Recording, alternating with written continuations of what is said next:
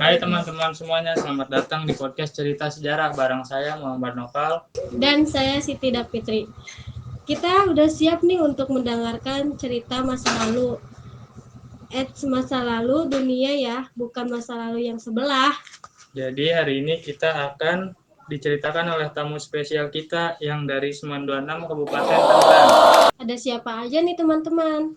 Halo, perkenalkan nama saya Hidratul Halida. Halo, perkenalkan nama saya Yusuf Hidayat. Halo, perkenalkan nama saya Nahdi Hidayat.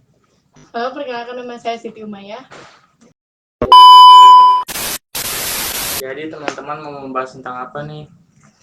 Kita mau membahas cerita tentang apartheid di selatan.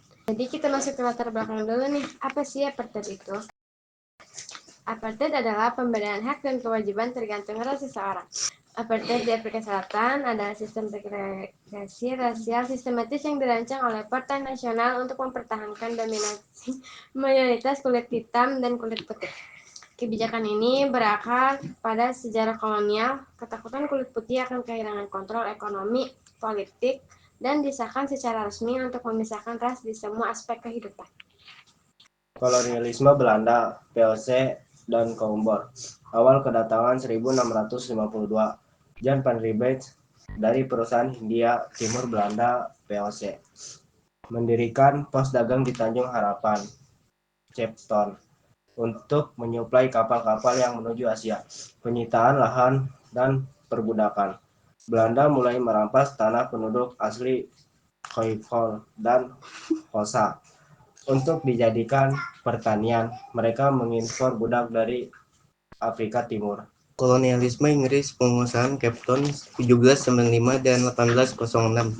Inggris mengalih koloni Tanjung dari Belanda pada tahun 1995 dan secara permanen pada tahun 1806 selama Perang Napoleon.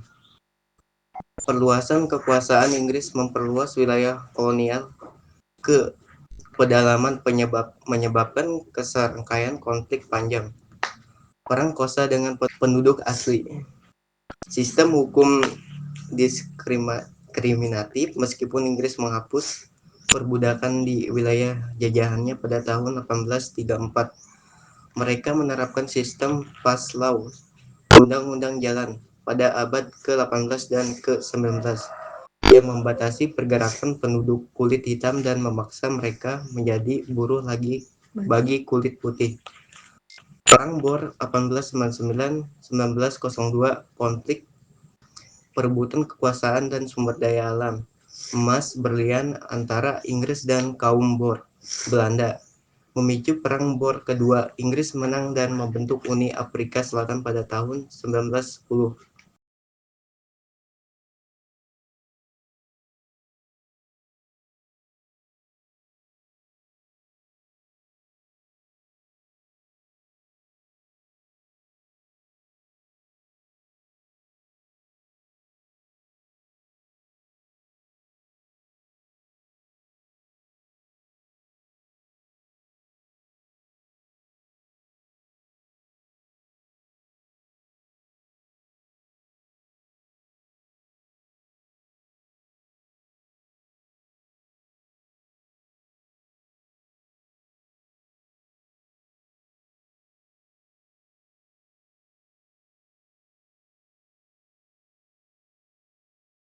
Di kemudian hari 1948 disahkan menjadi sistem formal apartheid oleh partai nasionalis yang didominasi Afrikaner.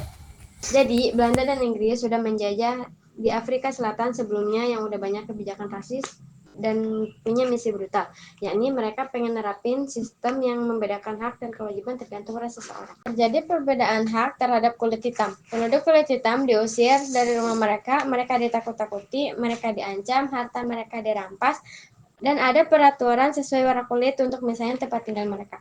Mereka yang kulit hitam cuma dapat 13% lahan, padahal jumlah penduduk kulit hitam itu lebih banyak dan hidup mereka benar-benar terbatas sekali pada masa itu. Selain itu ada peraturan dan keterbatasan apalagi untuk mereka para kulit hitam.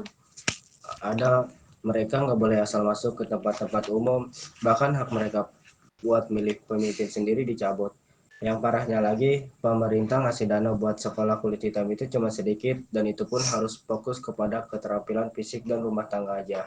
Infrastruktur pemerintah, tapi pemimpin mereka malah dipenjara seumur hidup. Di sisi lain, pembantaian yang terjadi bikin negara ngasih sanksi buat Afrika Selatan yang nimbulin krisis ekonomi di Afrika Selatan. Terjadi tekanan di dalam dan luar semakin panas. Lalu setelah bertahun-tahun antara berbagai pihak, sistem apartheid akhirnya dihapus dan Afrika Selatan memiliki presiden yang adil. Untuk pertama kalinya Afrika Selatan punya presiden kulit hitam. Apakah setelah itu terjadi kerjasama atau sudah selesai begitu saja? Ada terjadi kerjasama Mandela dan de Klerk. Meskipun mereka memiliki latar belakang yang berbeda, Mandela dan de Klerk bekerja sama untuk mengakhiri apartheid dan membangun demokrasi di Afrika Selatan. Mereka berdua berbagi penghargaan Nobel Perdamaian pada tahun 1993 karena upaya mereka dalam mengakhiri konflik rasial dan membangun perdamaian di Afrika Selatan. Kerjasama mereka menjadi contoh bagi negara lain yang berjuang untuk mengakhiri konflik dan pembangunan perdamaian. Presiden pertama di Afrika Selatan yang berkulit hitam yaitu Nelson Mandela. Nelson Mandela adalah seorang aktivitas anti-apartheid yang berjuang melawan sistem diskriminasi rasial di Afrika Selatan. Ia menjadi simbol perlawanan terhadap apartheid dan dipenjarakan selama 27 tahun karena aktivitasnya. Setelah dibebaskan dari penjara, Mandela menjadi pemimpin dalam perjuangan untuk mengakhiri apartheid dan membangun demokrasi di Afrika Selatan. Ia menjadi Presiden Afrika Selatan pertama yang dipilih secara demokratis pada tahun 1994 dan memimpin negara tersebut dalam proses rekonsiliasi dan pembangunan pasca apartheid.